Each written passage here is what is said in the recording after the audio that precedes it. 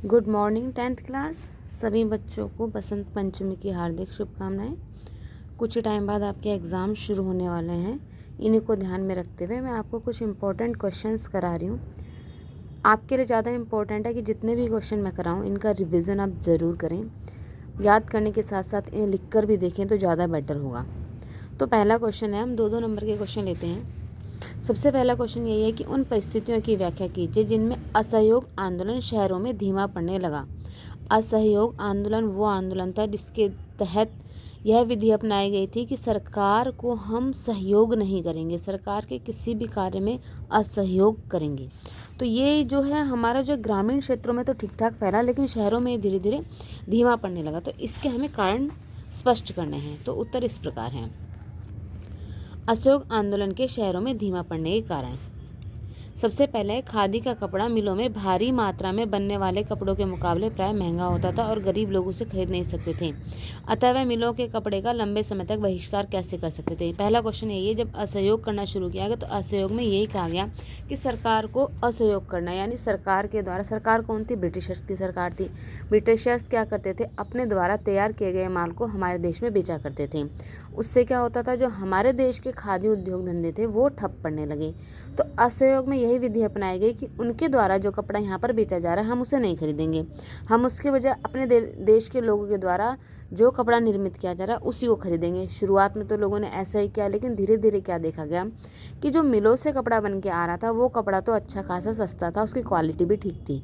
लेकिन जो भारत में खादी का कपड़ा जो हमारे देश के लोगों द्वारा बनाया जा रहा था वो कैसा था, वो था तो ठीक लेकिन महंगा पड़ता था। अब लोग भारत के इतने ज़्यादा, सभी लोग इतने संपन्न नहीं थे कि उस महंगे वस्त्र को खरीद सकें। तो धीरे धीरे क्या होना शुरू हुआ, अपने कपड़े को उन्होंने शुरू में तो खरीदा, लेकिन धीरे धीरे उस कपड़े को खरीदना उन्होंने बंद कर दिया। तो हम देखते हैं कि शहरों में क्या होता है, खादी का कपड़ा महंगा होने के कारण, खादी का कपड़ा महंगा होने के कारण यहाँ के लोगों ने उसे खरीदना बंद कर दिया। तो एक समय समझ जाओ कि बहिष्कार होना भी बंद हो गया। दूसरा, ब्रिटिश संस्थानों के बहिष्कार से भी समस्या पैदा हो गई। ब्रिटिश संस्थान समझो इंस्टीट्यूट, क्या इंस्टीट्यूट थे, जैसे ब्रिटिशों द्वारा खोले गए यहाँ पे स्कूल हो गए, या उन्होंने कोई कॉलेज बनाया, कोई भी चीज़ ब्रिटिशर्स ने बनाई, उनके यहाँ हमारे यहाँ के लोग जॉब करें, उन्होंने जॉब छोड़ दी। तो इस तरह हमने उनका बहिष्कार किया, लेकिन इससे भी समस्या पैदा हो गई। अब एक बात बताओ, हमारे यहाँ सबसे ज़्यादा विद्यालय किसने स्थापित किए थे शुरुआत में, ब्रिटिशर्स के काल में ब्रिटिशर्स ने। उससे पहले हमारे यहाँ अच्छी खासी गुरुकुल व्यवस्था थी। गुरुकुल व्यवस्था को तो उन्होंने बिल्कुल समाप्त कर दिया, अपने स्कूल कॉलेज स्थापित किए। तो हमारे देश के जितने भी विद्यार्थी थे उन्हीं के स्कूल कॉलेजेस में पढ़ते थे। अब जब उनमें जाना बंद कर देंगे तो अचानक से तो सैकड़ों स्कूल कॉलेज खुल नहीं जाएंगे। तो स्कूल कॉलेज ना होने की वजह से कुछ टाइम तक तो बच्चों को उन्होंने रोका, सोचा ठीक है जैसे ही अंग्रेज़ों का राज खत्म होगा अपने स्कूल कॉलेज स्थापित करेंगे। लेकिन अंग्रेज़ों का राज तो ख़त्म हो ही नहीं रहा था जल्दी से। तो लंबे टाइम तक ये ट्रिक भी उनकी काम नहीं आ सकी कि अंग्रेज़ों ने जो भी ब्रिटिश संस्थान खोले हैं हम उनका बहिष्कार कर सकें।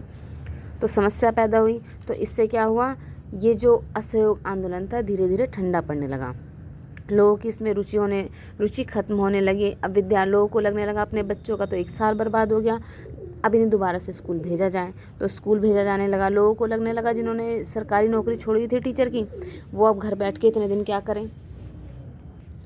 तो सरकारी शिक्षकों ने भी दोबारा से अपने स्कूल ज्वाइन कर लिए। इस प्रकार हम देखते हैं कि शहरों में शीघ्र ही असहयोग आंदोलन धीमा पड़ने लगा।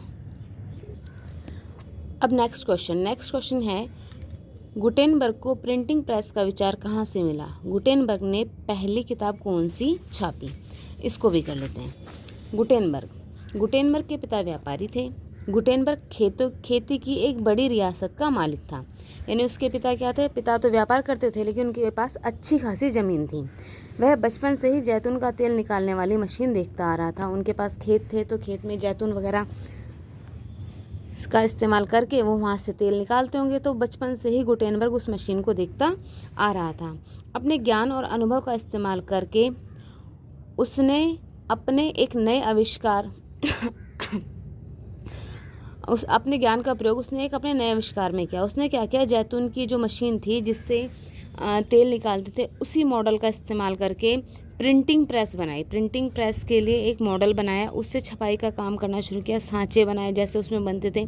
इस प्रकार उसने अपनी पहली पुस्तक छाप दी और उसकी उस पहली पुस्तक का नाम था बाइबल। क्या था पहली पुस्तक का नाम? बाइबल। नेक्स्ट क्वेश्चन, सरकार वैश्वीकरण को न्यायसंगत बनाने में निम्नलिखित तरीके अपनाकर महत्वपूर्ण भूमिका निभा सकती है। क्वेश्चन यही था कि किसी देश में अगर सरकार है वो वैश्वीकरण को बढ़ावा देना चाहती है तो उसे क्या क्या तरीके अपनाने चाहिए। ये ना न्यायसंगत बनाना, वैश्वीकरण को बढ़ावा देना, तो सरकार को क्या क्या तरीके अपनाने चाहिए। तो इसका उत्तर इस प्रकार है कि एक सरकार को ऐसे काम करने चाहिए कि इसकी नीतियों केवल धनी तथा प्रभावशाली लोगों का ही नहीं बल्कि देश के सभी लोगों के हितों का संरक्षण करना चाहिए।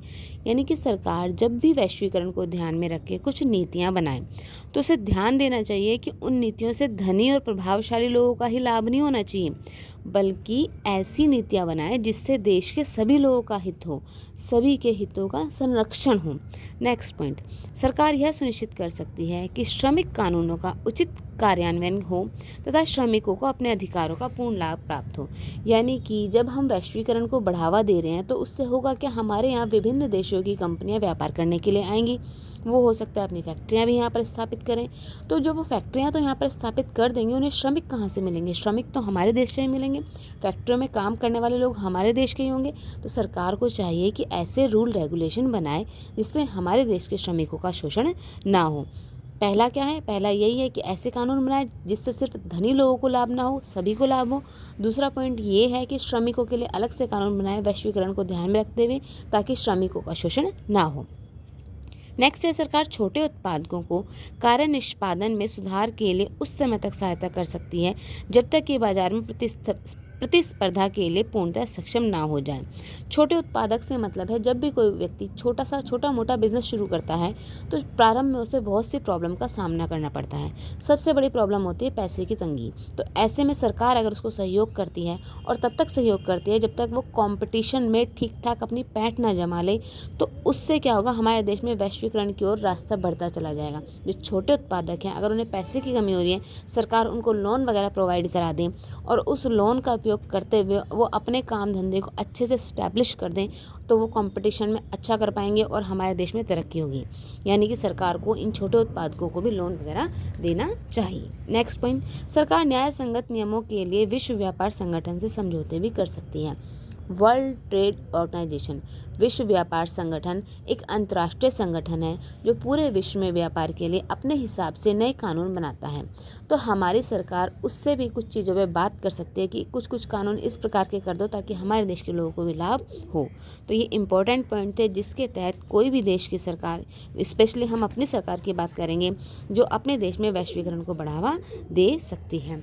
नेक्स्ट क्वेश्चन है, लोकतंत्र में दलीय व्यवस्था को स्पष्ट कीजिए।